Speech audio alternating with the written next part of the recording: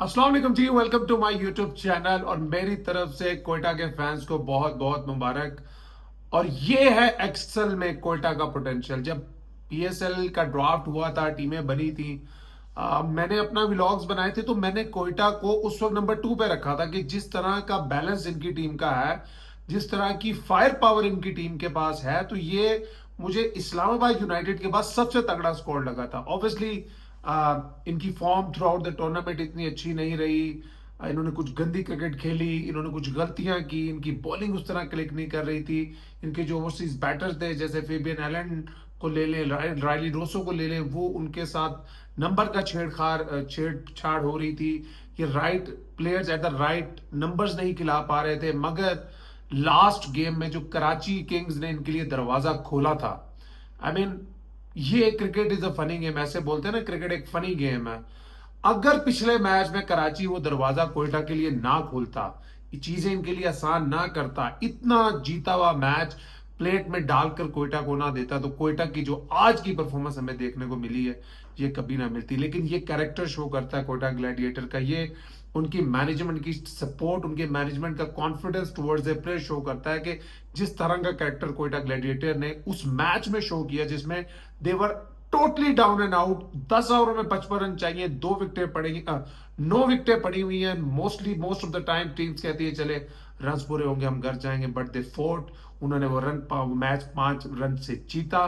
और आज की परफॉर्मेंस बहुत क्लिनिकल थी। उन्होंने, कहते हैं ना, एक वन साइडेड अफेयर डोमिनेट किया ऑन अ ग्रासी पिच। और अब मैं पिछले भी 3-4 व्लॉग्स में ये बात कर चुका हूं कि जिस तरह की पिचेस इस दफा मैं पीएसएल में देख रहा हूं, स्पेशली जो मैंने कराची में देखी, जो मैंने लाहौर में देखी, मैंने इस चीज का पहले भी जिक्र कर चुका हूं 2-3 दफा, कि जिस टीम के जो बैट्समैन है वो ज्यादा ओवरसीज खेल रहे होंगे, उन टीमों के चांसेस ज्यादा हैं परफॉर्म करने के इन पिचेस पे। क्योंकि जिस तरह की ये पिचेस बन रही हैं, स्टीप बाउंस है, सी मूवमेंट न्यू बॉल से बहुत ज्यादा हो रही है। गोरे जो ओवरसीज प्लेयर्स इन कंडीशंस में खेलने के आदी हैं।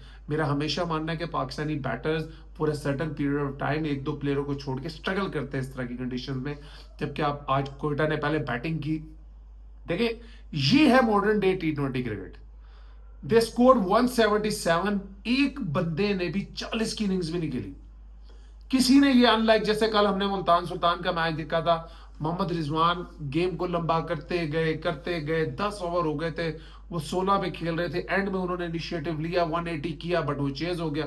बट आज जो कोयटा ग्लैडिएटर का जो प्लान था, आप अगर बैटिंग देख लें, एक थोड़ी सी कह लेंगे 120 123 के स्ट्राइक रेट से साउथ शकील जरूर खेले। Fabian Allen, you know, he total dominated, he scored 30। और फिर रायली रोसो ने आके वो जो मोमेंटम फेबियन एलन ने दिया था, उसने तोड़ने दिया। जो अली रजा को उन्होंने 4 बॉलों में 4 चौके मारे। It's all about the momentum. जब टी20 क्रिकेट में विकेट गिरती है, अगर फील्डिंग साइड की कोशिश होती है कि 1-2 ओवर अच्छे करके प्रेशर बैटिंग साइड पे डाला जाए, बट वो ना प्रेशर वो फेबियन एलन ने कोयटा ग्लैडिएटर में आने दिया, ना वो रायली रोसो ने आने दिया, और कोसाल मेंडेस।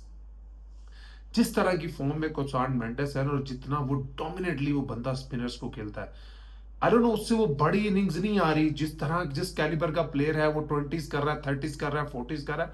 मुझे ऐसा लगता है कि एक जो वो बड़ी मैच विनिंग नोक होती है ना, 70-80 वाली, वो ज्यादा दूर नहीं है किसी बड़े मैच में ना। मुझे ऐसा लगता है कोयटा ग्लैडिएटर को कोसाल मेंडेस कोई बड़ा मैच बहुत जल्दी जितवाएगा।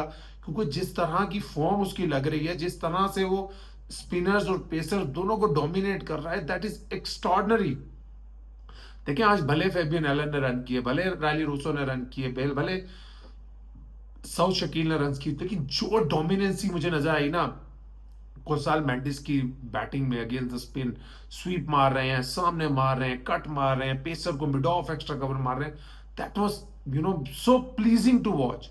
उसके बाद चैपमैन, जो पहला मैच पिछला पीएसएल का खेले थे, आउट हो गए थे, हमने तब भी बात की थी कि ये एक एक्सपेक्टर प्लेयर है। अगर आप टी20 में आपको मैच विनर्स चाहिए होते हैं, टी20 में आपको एक्सपेक्टर चाहिए होते हैं, लेकिन जब आप कोयटा की बैटिंग लाइनअप देखते हैं ना, साउथ शकील को, चले इस पे मेरा कहीं ना कहीं इख्तलाफ हो सकता है कि मुझे ऐसा लगता है कि हसन नवाज को खेलना चाहिए ऊपर, क्योंकि उन्होंने भी पाकिस्तान से भी ओपन की है, 100 भी किया है। साउथ शकील मेरे ख्याल में पाकिस्तान का टी20 क्रिकेट में वो फ्यूचर प्रोडक्ट नहीं है, बट ऑब्वियसली ये एक फ्रेंचाइज क्रिकेट है, ये एक प्राइवेट फ्रेंचाइज क्रिकेट है।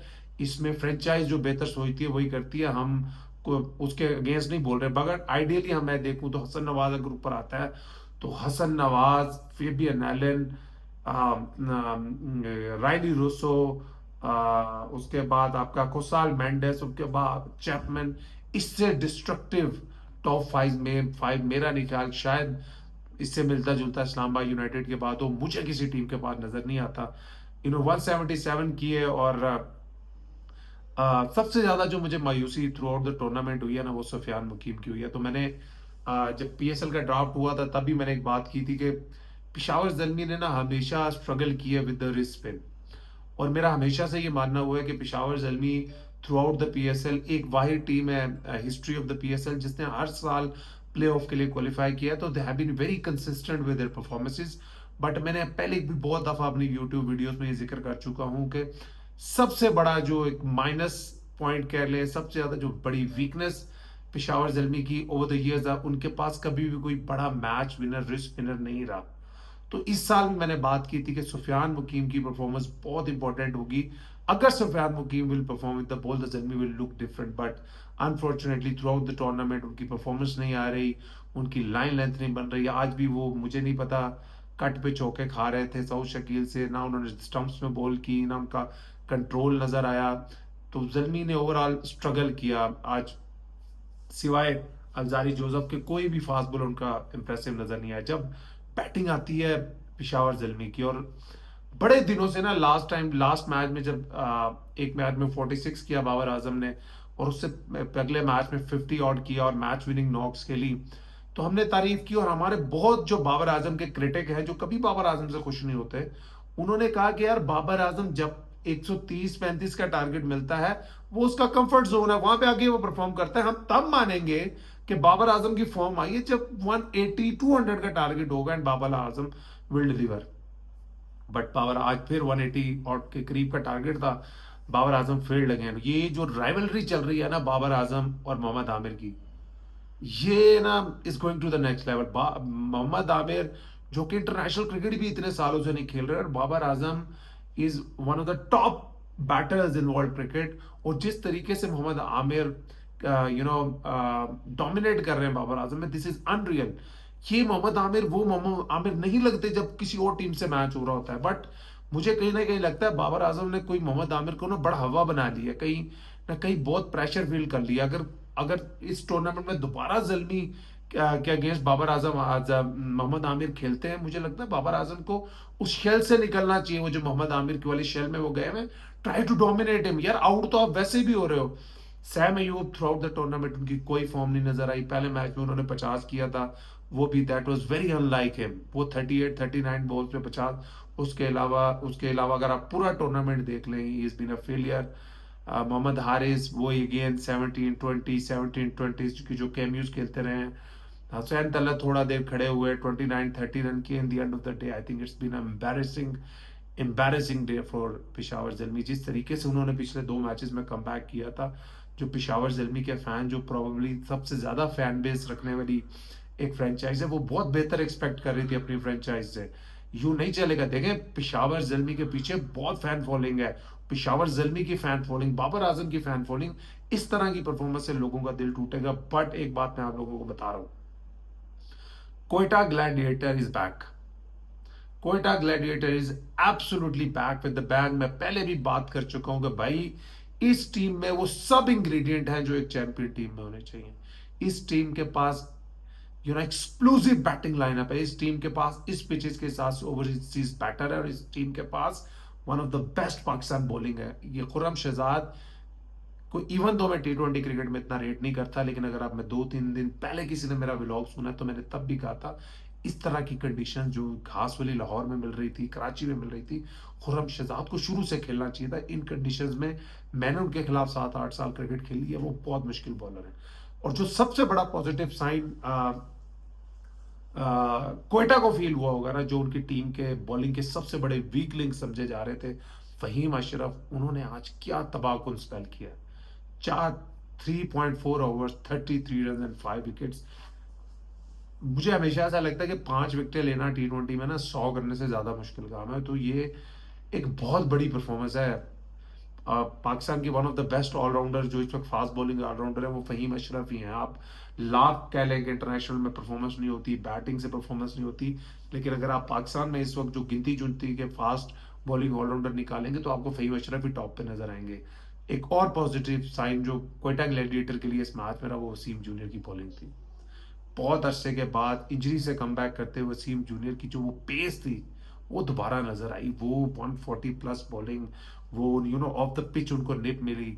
तो जब ये आप प्रॉपर बॉलिंग लाइनअप इनकी देखते हैं ना, मोहम्मद आमिर आपको नजर आते हैं, खुरम शहजाद आपको नजर आते हैं, फहीम अशरफ आपको नजर आते हैं, वसीम जूनियर आपको नजर आते हैं, इब्रार नजर आते हैं। इवन तो इब्रार की आज पिटाई हुई देखे, इस तरह की पिचेस पे जब आप ग्रीन टॉप पिचेस पे स्पिनर खिलाएंगे उनकी पिटाई होगी, मगर इन्हीं पिचेस पे उन्होंने दो दो तीन तीन आउट भी किया पिछले मैचों में। तो इस लिहाज से अगर मैं देखता हूं तो Quetta is back with the bang, and Quetta is back with the bang. और इसमें कोई बड़ी बात नहीं होगी, कोयटा अब यू करके फ्लाई करे और सारे मैचेस जीत के टॉप 2 में भी फिनिश कर सकती है। कोयटा इज अ टीम जो कि कम बैक कर सकती है। पिशावर जल्मी, आई डोंट नो किस तरह से जीती थी और जिस तरीके से अब ये मैच हारी है। पिशावर जल्मी मुझे हमेशा से ऐसी टीम लगती है कि जब इनके ऊपर प्रेशर आता है ना, ये थोड़ा सा स्ट्रगल करते हैं। कोयटा ग्लैडिएटर के पास वो करेक्टर है, कोयटा ग्लैडिएटर के पास वो हथियार है जो जंग में लड़ने के लिए ना देर ऑलवेज रेडी। तो मैं कोयटा को बैक कर रहा हूं to get into the top 2। ये बहुत बड़ी बात मैं कर रहा हूं, लेकिन मुझे इस कोयटा के स्क्वाड पे बहुत कॉन्फिडेंस है और पहले दिन से कॉन्फिडेंस है। और मैं बड़ा बैड फील कर रहा था कोयटा ग्लैडिएटर की मैनेजमेंट के लिए, स्पेशली नबील के लिए जो कि उनके हेड है टीम को बनाने के, जो प्लेयरों की स्काउटिंग करते हैं, कि यार उस बंदे ने इतनी अच्छी टीम बनाई और जब वो टीम बुरी परफॉर्मेंस कर रही थी तो वो बड़े बैश हो रहे थे सोशल मीडिया पे कि ये क्या कर लिया, वो क्या कर लिया। भाई आप तो बेस्ट टीम पिक कर सकते हो, अब आपकी किस्मत के आपने बेस्ट कॉम्बिनेशन खिला लिया। सबसे बड़ी बात, इनके जो ओवरसीज प्लेयर्स खेल रहे हैं ना, जिसमें आप चैपमैन को देख लें, आप कोसाल मेंडेस को देख लें, आप फेबियन एलन को देख लें, ये अभी करंटली अपनी नेशनल टीम की टी20 टीम का हिस्सा है। ये चीजें बहुत मैटर करती हैं। और रायले रूसो पीएसएल की हिस्ट्री के शायद अनडाउटेडली शायद बेस्ट ओवरसीज बैटर है मेरे ख्याल में जितनी पीएसएल में क्रिकेट हुई है। तो इस लिहाज से जब आप देखते हैं ना तो this squad looks very balance. मेरी तरफ से कोयटा के लोगों को, कोयटा की टीम को, कोयटा की कैप्टन मैनेजमेंट को बहुत बहुत मुबारक। और now they have got the right combination and the form is with them as well. अपना ख्याल रखिए।